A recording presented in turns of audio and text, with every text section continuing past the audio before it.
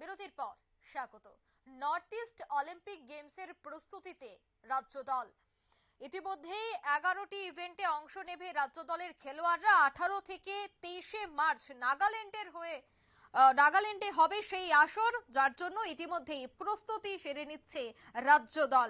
সেই বিষয়টা নিয়েই আমি বিস্তারিত জানবো। টেলিফোন লাইনে রয়েছে ক্রীড়া সাংবাদিক বিপ্লব চন্দ্র। বিপ্লব দা, মূলত 11টি ইভেন্টে এই মুহূর্তে অংশগ্রহণ নিচ্ছে রাজ্য দলের খেলোয়াড়রা, কিভাবে চলছে প্রস্তুতি যদি একটু তুলে ধরো।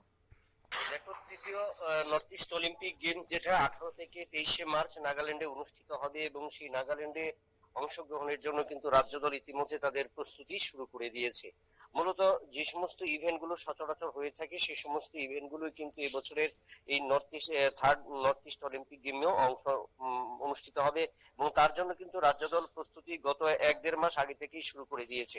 শুধুমাত্র ইন্ডিভিজুয়ালি যে দলগত যে ইভেন্ট গুলো রয়েছে তার মধ্যে ফুটবলের সেই ইভেন্টে কিন্তু খেলোয়াড়রা সেইভাবে শুরু করতে পারেনি। গত 6 তারিখ থেকে তারা আসরের প্রস্তুতি শুরু করেছিল, কিন্তু এর আগে থেকে আমরা খেলো ইন্ডিয়া যেটা প্রজেক্ট গেছে এবং তারপর যে স্কুল ন্যাশনাল গেমস এবং বিভিন্ন যে সমস্ত আসরগুলো এবং রাজ্যভিত্তিক যে সমস্ত আসরগুলো অনুষ্ঠিত হয়েছে এবং তার থেকেই কিন্তু রাজ্য দল গঠনের প্রস্তুতি এবং পরিকল্পনা শুরু করে দেয় রাজ্য সরকার এবং ক্রীড়া দপ্তর এবং ক্রীড়া পর্ষদ।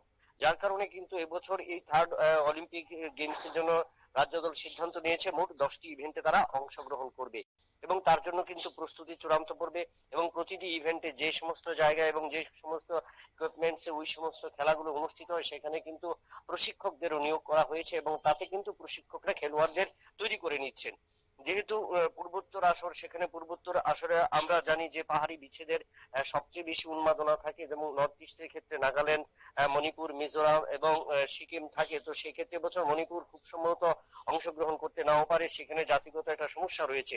তো সেক্ষেত্রে রাজ্য দলের যে 150 জনের দল অংশ নেবে সেই 150 জন দলের মধ্যে একটা প্রত্যাশা করছি যে রাজ্য দল একটা ভালো ফলাফল করবে এবং তা নিয়ে কিন্তু রাজ্য দলের বিভিন্ন ইভেন্টের কোচ, জুডো বলো, হকি বলো, ফুটবল থেকে শুরু করে কাবাডি, ভলিবল, অ্যাথলেটিক্স থেকে শুরু করে সমস্ত দলের খেলোয়াড়রা কিন্তু ইতিমধ্যেই তৈরি হয়ে নিয়েছেন এবং কোচরাও প্রত্যেকে আশাবাদী। এবং তাতে এবছরে একটা জিনিস নতুনত্ব এনেছে অঙ্কিতা, যে এবছর রাজ্য দল গঠনের ক্ষেত্রে পরম্পরাগত ভাবে যে সমস্ত কোচদের পাঠানো হতো, এবছর কিন্তু নতুন ভাবে বা নতুন আঙ্গিকে রাজ্য দলের কোচ, সিলেক্টর এবং নির্বাচক এবং দলীয় ম্যানেজারকে কিন্তু একইভাবে নতুন ভাবে নেওয়া হয়েছে এবং তাতে আশা করা যায় যে গদ বাঁধা যে একটা নিয়ম, সেই নিয়ম নীতি থেকে অনেকটা কিন্তু সরে দাঁড়াবে এবার রাজ্য দলের খেলোয়াড়রা। তার পাশাপাশি খেলোয়াড়রা নতুন ভাবে যে খেলো ইন্ডিয়া প্রজেক্টে যে সমস্ত ইভেন্ট গুলো হয়েছে সেখানে তারা অংশ নিয়েছে এবং তারা প্রশিক্ষণ নিয়েছে এবং প্রশিক্ষণের ফলে কিন্তু তারা আধুনিক যে ক্রীড়া কৌশলী এবং আধুনিক যে নিপুণতা সেটা কিন্তু তাদের আয়ত্ত করতে পেরেছে এবং তাতে বোঝা যায় রাজ্য দল এবার যে 10টি ইভেন্টে অংশ নেবে সেখানে কিন্তু রাজ্য দল বেশ তৈরি এবং তাদের দ্বিতীয়বারের এই আসরে রাজ্য দল একটা ভালো ফলাফল করে ফিরবে।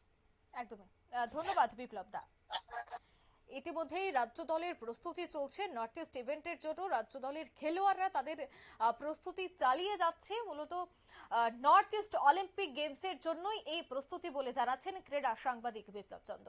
নিয়ে নিচ্ছে ছোট্ট একটি বিজ্ঞাপন বিরতি, সঙ্গে থাকুন।